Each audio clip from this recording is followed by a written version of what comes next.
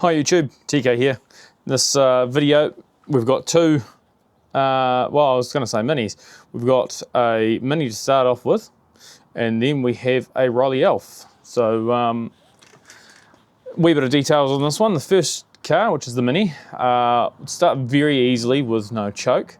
Usually a really good indication that the idle mixture is just, far too rich. The jet tube is wound down far too far. So obviously you'll see how bad it really is as we get into that. Obviously the usual faults that we'll find, but yeah, let's get into it. So I'm going to start with what I'm going to do is I'm going to hook up the gas analyzer. I'm going to see where it's at, and then I'm going to go through the whole process just to show you what's going on with it. So this is going to be a wee bit of an education. Right, so I've got the analyzer all hooked up. Obviously I haven't got the car running, so I'll just show you. Here it is.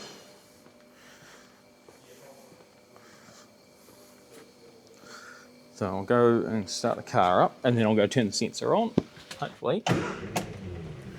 Yep.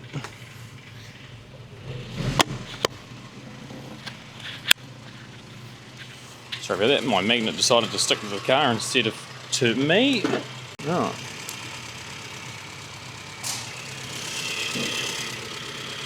So we're sitting here idling at 1000 RPM. Wait for the sensor to... Don't worry about the voltage there, that's just coming straight off the battery.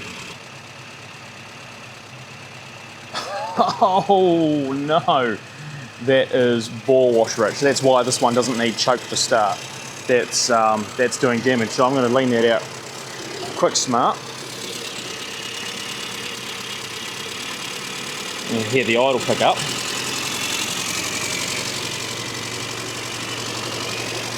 Go.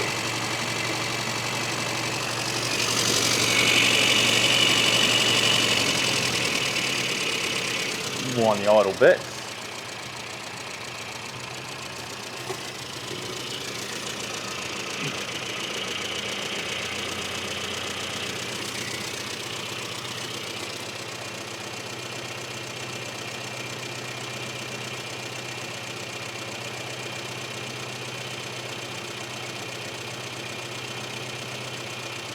Quite happy right there. I shudder to think about how long that's been set up like that for. So I will just richen that up just a teddy.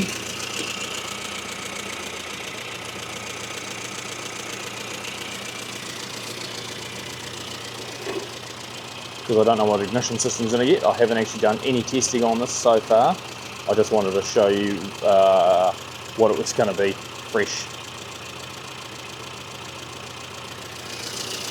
So now with that set, I can now go through the ignition system. I'll test the coil, the leads.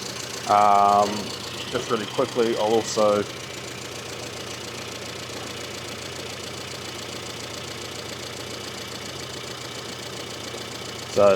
nice amount of dwell.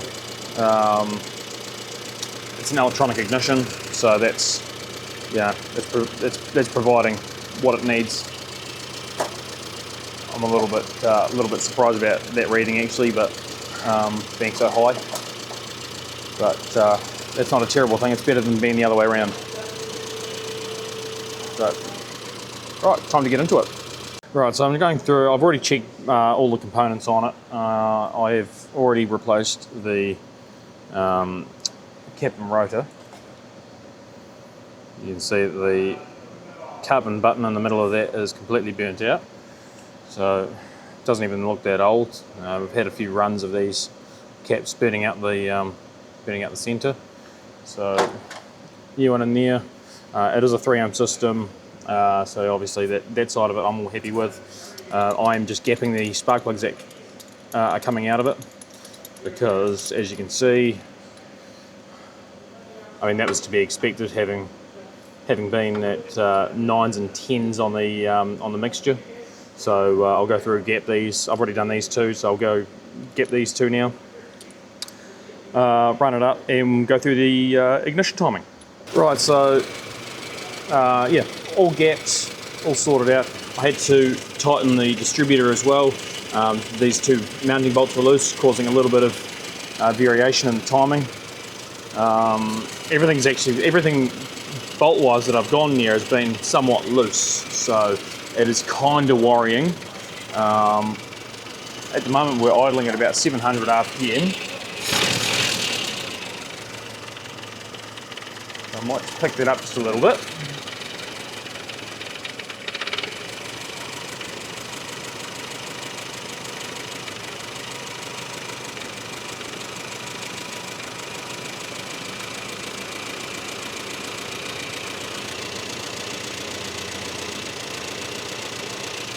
Turn that off in the meantime.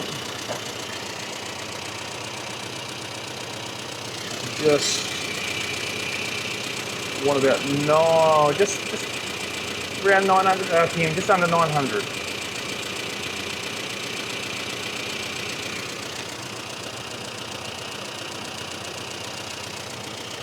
I've just got it running a little bit on the lean side for this ignition system, just for the time being, just so I can go through and set up the ignition timing. So I'll get onto that now.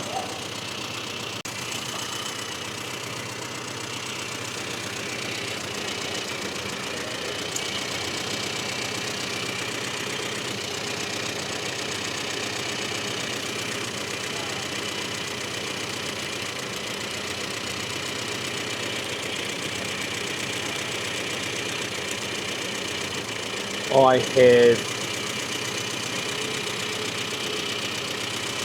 disconnect it back in advance, just for the sake of it.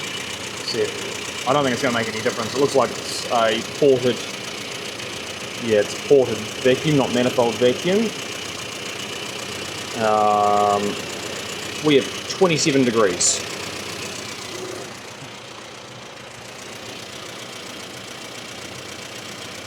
Nice. So I'll go through and reset that, because that is far too much. This poor little thing would have been screaming it. So I'm going to aim for about 8 degrees, just for now. I might take the distributor out and move it around.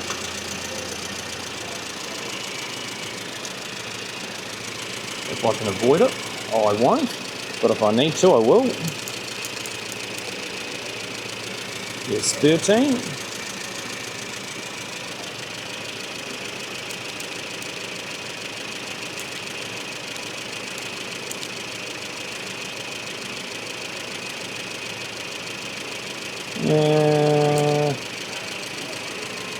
There's 8 there. So now I'll go up through the rev range. I basically go to 4,000 RPM. And I really don't want to see it advancing any more than that. So I'll leave the vacuum advance off, but leave it away from the exhaust so it doesn't start on catching on anything.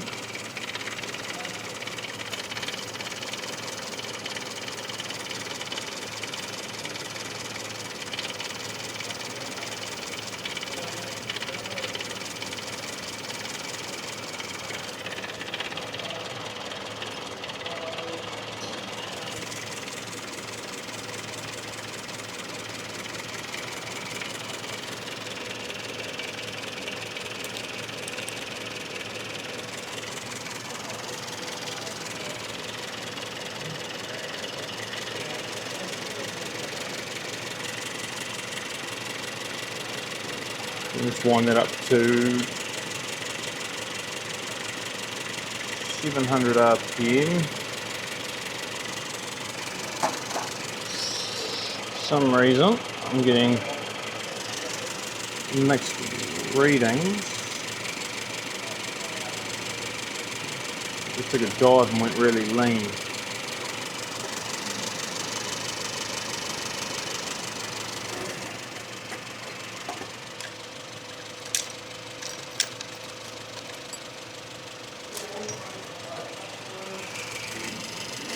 put a weak cap over the advanced port for the time being.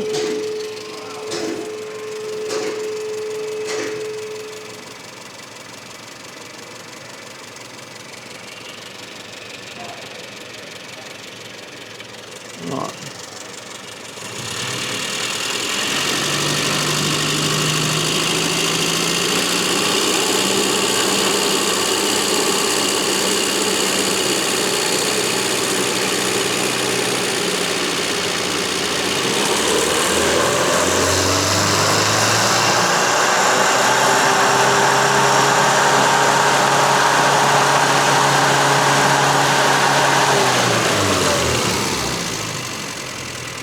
Yeah, that's far too much.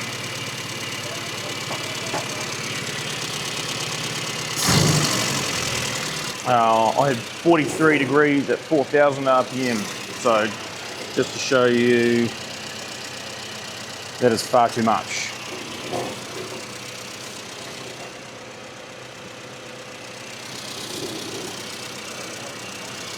I'm nearly thinking that's going to need a distributor because that's got the massively wrong ignition curve in it. I'll see if I can bring that timing back a lot more.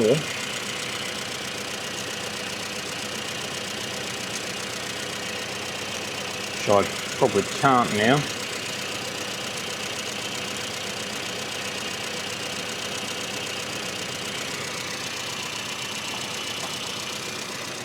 I'll shut everything off and see what I can do with it. Right, so I've got a new power spark distributor in there with an ignition coil to match. So this is now 1.5 ohm coil opposed to the 3 ohm that I've just taken off it. There goes the phone. So beforehand I was getting 43 degrees of full ignition timing. Full mechanical. With the new distributor in there at 4,000 RPM, I'm getting 29 with no vacuum. With vacuum, I'm now getting 46. So I'm pretty pleased to say that side of it is all sorted out. I'm happy with that. And now I can finally get onto this tiny little HS2.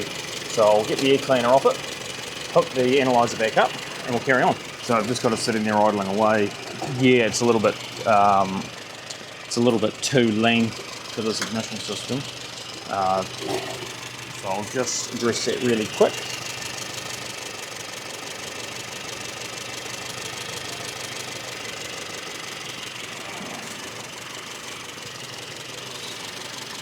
Do a little bit on the lean side.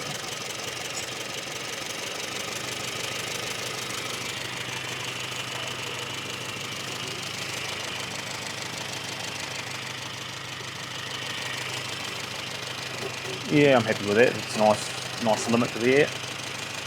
So now I'll go up to the red range. So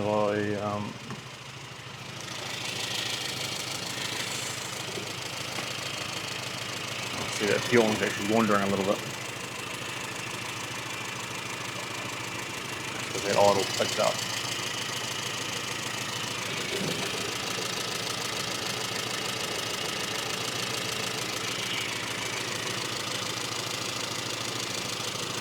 So this car probably needs a fuel pressure regulator. What's floating around so much. So yeah, it's got a rebuilt carburetor on it, but it also might not be able to control the fueling as much as what we really want it to. So yeah, I might suggest to the customer we go through that in the future as well as putting a fuel pressure regulator on it. Yep, I'm happy with that limit. It's good. So let's see where it's at.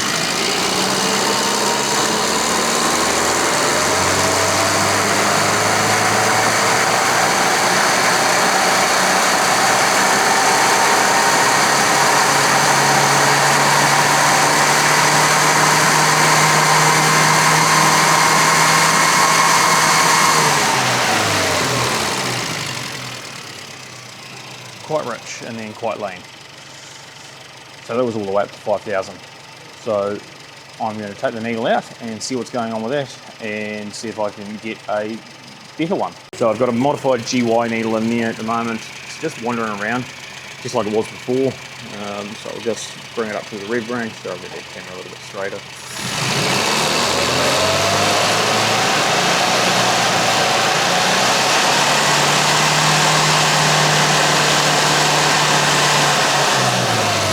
I'm going to suggest to him a fuel pressure regulator. We'll bring it up nice and slow.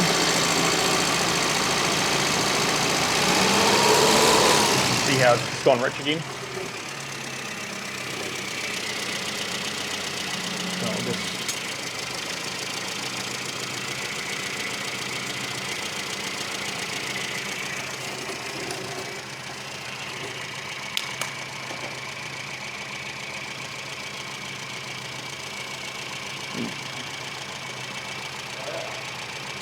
getting there.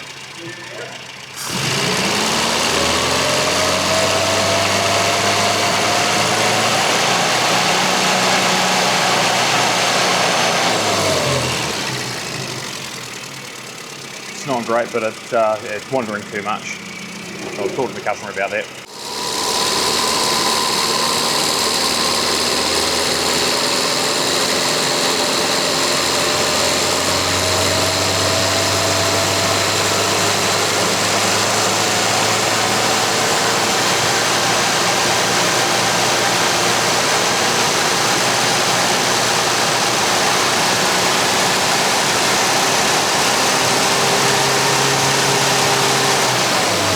I think it's to do with the fuel pump overfueling.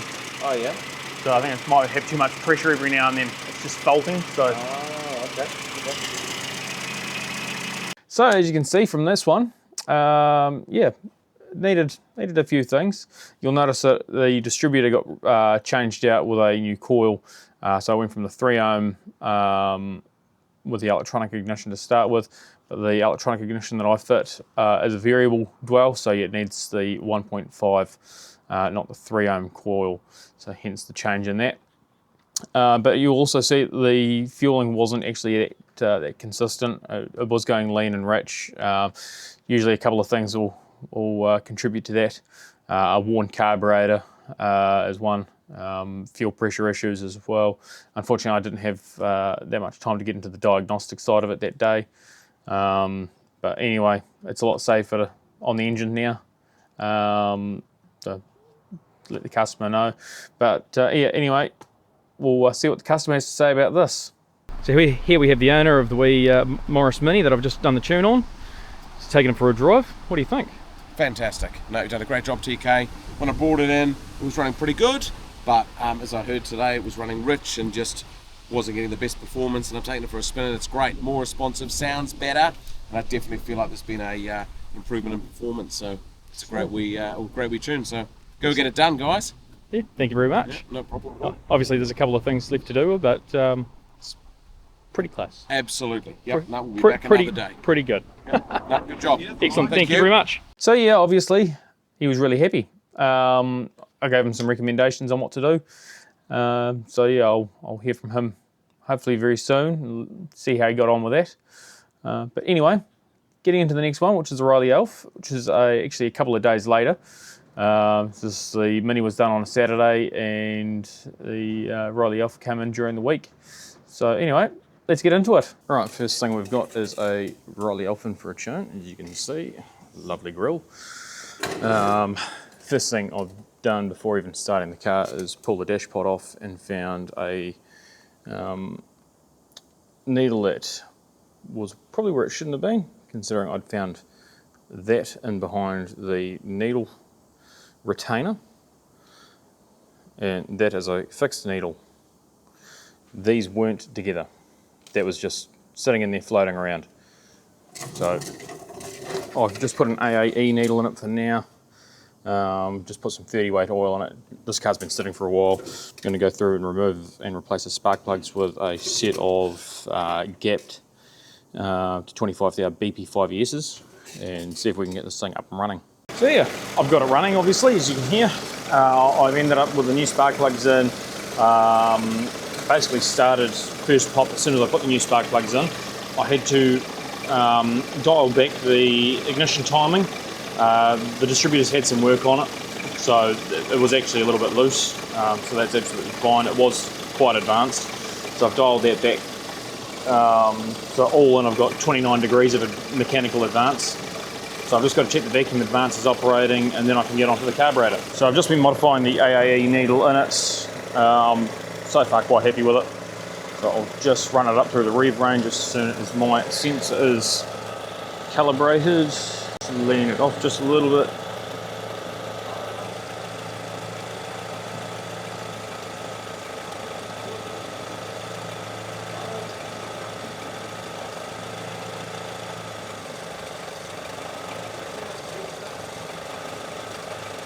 Bit too much.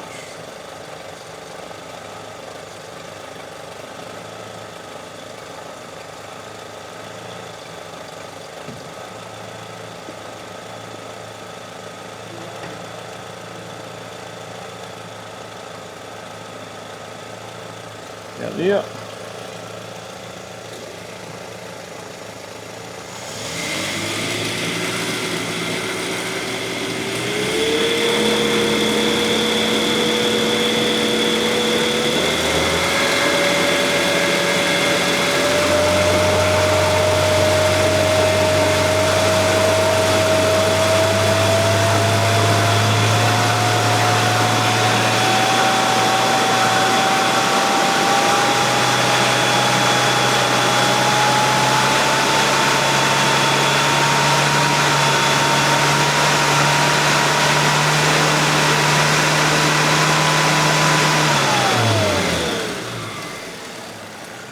You can see every time I touch the throttle, just that bring it up just a little bit more, it was diving a little bit richer.